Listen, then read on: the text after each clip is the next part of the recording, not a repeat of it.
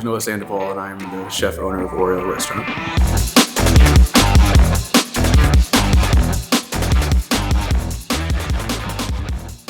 So you start in the elevator with a cocktail. You go, like we used to do that too. Welcome, Mom. Welcome, Adrian. You go to the bar and you sit with Jake and you get 3 bites of shellfish drops, a welcome, another cocktail or whatever you want, wine list, whatever. Sit there for a little bit, kind of loosen up. You know, it really helps. You know, when I go sit at restaurants, sometimes I'm just like, so you have a drink first, you're good to go. So it is going to be a sparkling sake, and it is a Junmai Ginjo, so no alcohol added, plus polish ratio is going to be 60%. Cheers. Welcome in. Yeah, this is a full concept. 3 different areas, starting at the bar, getting a bite here, going to the kitchen, getting a bite there. It's cool. It's a nice idea. Alright, so we got a trio here of some seafood bites. The first one all the way to your left is going to be Norwegian king crab, Santa Barbara uni, and Koshiki tigers. All of that is tucked away in that paiti shell, just going to give it a nice crunch. In the center you have a Spanish carbonaris prawn, glazed with a sauce americano, grilled over pinchotán, and then topped with a saffron aioli. You also have a little dollop of a sourdough sauce to dip the prawn into. And the last one's going to be sake cured hiramasu with black radish, a black lime togarashi, and a Concord grape ponzu that's resting on top. Incredible first bite, like a very, very promising start to tonight. Go to the kitchen, meet me or Riley, whoever else is in there. You have another bite at the canapé station. Bodegas Listau, they're a producer in Jerez de la Frontera. They're very famous for making sherry. They make this new product that's never moved from. So base is Fino and Moscatel sherry enhanced with a brandy made from Tinta Dorotea. It's a native red grape from Jerez, and they make it into essentially a fortified product at that point. Then it's infused with wormwood, vanilla, and nutmeg. Has a little bit of sweetness, but the spice will complement the next course. Pour another drink there. Get to see the kitchen. I'm really proud of it. So, you know, and I give people the foie gras that everybody loves. It's kind of a win-win. Hello, everyone. Welcome to the kitchen. Your next course is a mix of Hudson Valley foie gras. All that's being served atop a yeast-toasted brioche, inside of which you'll find huckleberries that we've dressed in a pink peppercorn gastrique. The herbs on top you see are anisisop as well as oxalis. You're gonna get some sweet licorice notes as well as sweet acidity from those. And we finish with a dusting gold. This is one that you eat with your fingers. I'd recommend 2 to 3 bites. Yeah. Cheers. Best bite of the year so far. Maybe 28 days in. It's gonna be hard to beat that. Alright. Then you go into the dining room and finish your meal there. And you go to restaurants like I was in Europe, and you have a different. You go to the bar, and then you go to the kitchen, and then you go to your dining room, and then maybe there's a lounge. So that's what we did. We created all that stuff. For the first pairing here at the table, you both have Riesling from Mosel, Germany, area to the west, but it's defined by a river that cuts the entire region in half. Mostly slate soils. Here, the wine for you is Selbach Oster, coming from Zeltinger Schlossberg. It's a Spätlese, so it has a little bit of sugar to it. Off-dry in style. The next course has some spice that will be complemented with. Also a Riesling by Karthauserhof. I've worked for a lot of really good chefs. I started in Richmond, Virginia, where I'm from. Cooked in New Orleans for a while, kind of same deal. And then I moved to Chicago to like really learn how to like cook with the best of them, right? Worked at a lot of good restaurants here. One of them in particular is called Foie. And he really taught me how to kind of dial in sweet versus salty. Michael does it really well. It's like perfect. I've never used sugar in anything savory before. So when we opened Senza, it was very much that. Flash forward to 12 years, I feel like it's almost the exact opposite. Constructing a dish that's perfectly balanced is really beautiful. Every dish is perfectly balanced, but the whole menu's balanced. And that's pretty much what I'm focusing on now. Trying to figure out how to make the entire menu one dish. That's really delicious. It's incredible. It's a tom yum soup. Frozen. We're starting off really strong. It's a frozen tom yum soup. How many would you eat, Adrian? Between 9 and 12 is the appropriate number. So the next 2 pairings kind of deviate in style. The first one here is a Tokubetsu Junmai sake from Miyagi Prefecture. Tokubetsu means very special and rare. Junmai means no added alcohol, and then it has a semi-blue-white polish on the rice grain, so around about 65% of that kernel has been eroded away. So you unlock some really interesting flavors as you get to the center of that rice grain. What makes it so special or rare is the fact that it's a toru sake.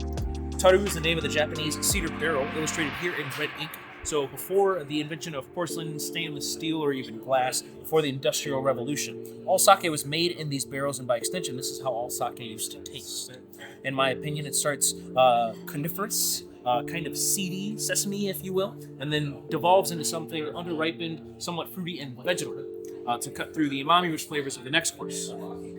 On the other side here, this is from Domaine de Montbourgeot. This is a third-generation producer from Jura, France. It's called L'Etoile. L'Etoile means star, and the native varietal there is the Savailly, and this is a 2017 vintage.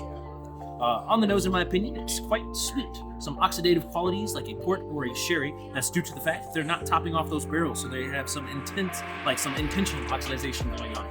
But on the palate, it turns over, and it's more zesty and acidic, kind of angsty. We're going to cut through the umami-rich flavors of the next course, which I hope you like. This course is an ode to mushroom and truffle. Matsutake mushroom, lion's mane mushroom, as well as black Perigord truffle to be more exact. So the base is a custard, incorporating the matsutake, the truffle, as well as some poached foie gras to accentuate the unctuous taste and texture. On top, fresh shaved lion's mane, some fresh truffle as well with tarragon. It's all going to be activated with a chicken broth fortified with ginger.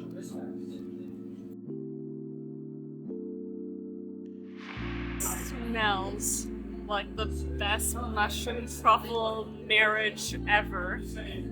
Has a little bit of like acidity and some spice going on with this like very light but umami mushroom flavor. Interesting how he was saying earlier he wanted to make all the dishes taste like one dish. Yeah. Like there's a lot of elements to this that are from that cold dish, except now it's like a little bit more umami with like the truffle and the tarragon to it, and more obviously. Very creative. It's like an interesting progression. So we're doing side-by-side burgundies here. This is producer Bacci Legros. It is a mother and son who go through and don't own any vineyards themselves, but go through and purchase old vines. Old vines are when a vine reaches about 60 or 70 years of age, it starts producing considerably less fruit every year. But the quality and concentration of the fruit is much richer and much fuller. This is their 2019 vintage from the Les Grand Turon vineyards. For your reserve wine pairing, we are staying in Burgundy, but we are headed a little bit south to Chichon Montrachet. This is the 2017 vintage. We opened in March of 2016. Spent a very small amount of money. My partners are in the building, very, very amazing people, led me in the direction like, hey, don't spend too much money on this just in case, right? So we didn't. We soon hit a ceiling. It was like, oh, we have no service station, oh, we have no bar, we have no real dish area. This used to be a print shop, and he just kind of moved them to the space over there and moved us in here. Halfway through, the pandemic was just like, all right, let's break the walls down. We were kind of sitting on it, see if we could reopen, doing to-go stuff or whatever. But it was just like, let's just do it and forget about it, So that's kind of how that happened. We are headed over to the north of Italy, to the Piemonte region. Both of these are 100% Nebbiolo grapes. It's a special grape because it has a lot of sort of dualities of characteristics that rather than coming together and clashing, come together in beautiful harmony. Produttori del Barbaresco is considered to be the world's most successful wine cooperative. This is their 2018 vintage. For the reserve wine pairing, this is one of the top producers of Barolo. This is Sandrone. This is their 2013 vintage.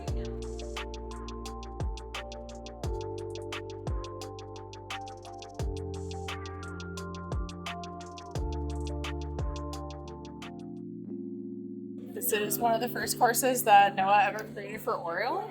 It's a caraway capellini. The pasta itself is made with milled caraway seed. It's about 10% of the pasta's volume by weight.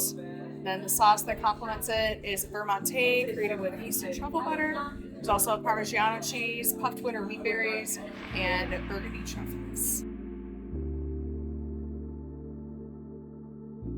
It's a caraway pasta with crunchy caraway on top. It's actually crunchy toasted caraway seeds on top. That's very cool. And like a butter chive cream sauce with Oregon truffle on top. This is so decadent and so creamy and so delicious. Wow. That's a showstopper.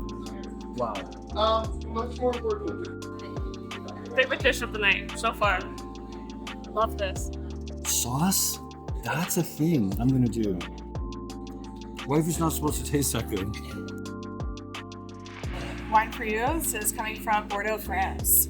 Chateau Prieuré Lachine, a fourth growth of the Cru Classé system, based in Cabernet Sauvignon, Merlot, and Petit Verdot. And then, as you saw earlier, Domaine Tempier. So this is a producer coming from Bandol in France. It's a region in the southwest, near Provence, something that has beautiful exposure to the Mediterranean Ocean, but great proximity to central France. So it has a lot of the brisk winds that go through it, and it gives a lot of just great aeration to the vines. On your plate in front of you, you have A5 Wagyu beef. This is from the Miyagi Prefecture of Japan and has been gently charred over Bichutan coals. Beside that, you will see little gem lettuce, which has also been charred and brushed with smoked black pepper, as well as sherry vinaigrette. Chef Riley added to your plate a beef au jus that has fermented honey, and Heather added to your cup a beef broth that has been steeped with shiso leaf as well as fish sauce. Chef Noah's idea there was to sip along the broth as you enjoy the contents on your plate. And then in my hand, I have fresh wasabi.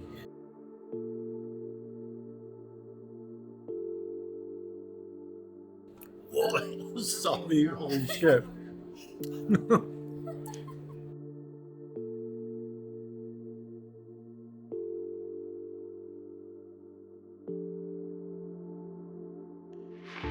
Yeah, it's like bubble tea. It's like a big bubble tea. Yeah. With like Earl Grey tea broth underneath.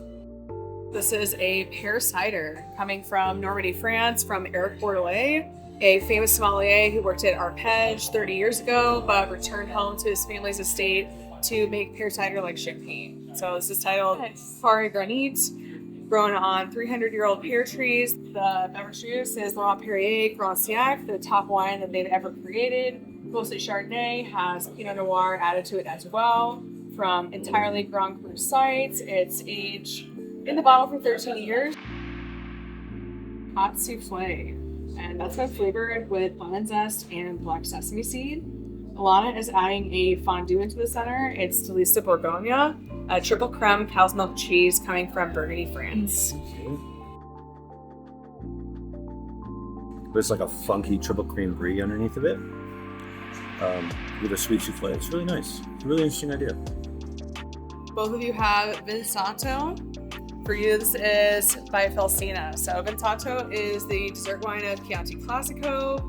For this wine, it's aged in the barrel for 7 years. Traditionally, they used to use chestnut. This producer uses oak. Thank you. The Vinsanto that you have is Badio Coltibuono Ocero Pernice. So it's a style that translates in Italian to Eye of the Partridge, known for the color of the beverage, but it's something that is made 100% of Sangiovese for this producer. This is all from 2007 and is aged for 13 years in the bottle. This is based on a Parisian classic Mont Blanc. This is something that is usually flavored with chestnut as well, but Alana has made a little bit more savory. The center is a roasted eggplant mousse, completed with smoked shoyu and Okinawa black sugar. The outer crema is created from kinako. It's a roasted soybean flour, complemented with orange and kinome leaves. There's eggplant mousse in here. This is a random dessert. This is like smoke, lemongrass, burnt eggplant, sugar, caramel. I've never had anything like this. I don't know what this is. It's your final bite. Thank you. It is a pot au choux. It's a French puff pastry that has crackling on the outside. Inside you'll find creme fraiche, chive, and egg yolk jam. And above is what we are calling ham floss with shaved cured egg yolks. Yep. It's like we're starting all over again. It's like breakfast.